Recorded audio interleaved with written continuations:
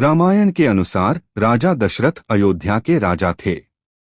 राजा दशरथ की कुल 3 पत्नियां थीं। राजा दशरथ की पत्नियां कौशल्या, कैकेयी और सुमित्रा थीं। कौशल्या राजा दशरथ की पहली पत्नी थी। कौशल्या ने राम को जन्म दिया था।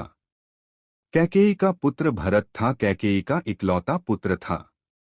लक्ष्मण और शत्रुघ्न सुमित्रा के पुत्र थे। रामायण के अनुसार राम का जन्म दशरथ और उनकी पहली पत्नी कौशल्या के घर अयोध्या में हुआ था, जो कोसल राज्य की राजधानी थी। उनके भाई बहनों में लक्ष्मण, भरत और शत्रुघ्न शामिल थे। राम का विवाह सीता के साथ हुआ था, जो मिथिला जनकपुर के राजा जनक की पुत्री थीं।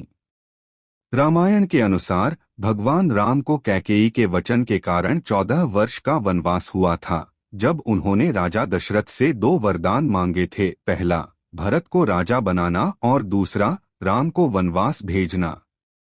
रामायण के अनुसार सीता जी का अपहरण वनवास के 13वें वर्ष के अंत में हुआ था। सीता जी का हरण पंचवटी नामक स्थान से हुआ था, जो नासिक के पास गोदावरी नदी के तट पर स्थित है। राम और रावण के बीच युद्ध 84 दिन चला था, लेकिन लगातार युद्ध 8 दिनों तक चला था। लगातार 8 दिन युद्ध कर राम ने रावण का वध किया। राम और रावण के युद्ध में राम की सहायता लक्ष्मण, हनुमान, भरत, शत्रुघ्न, विभीषण और अन्य वानर सेना ने की थी।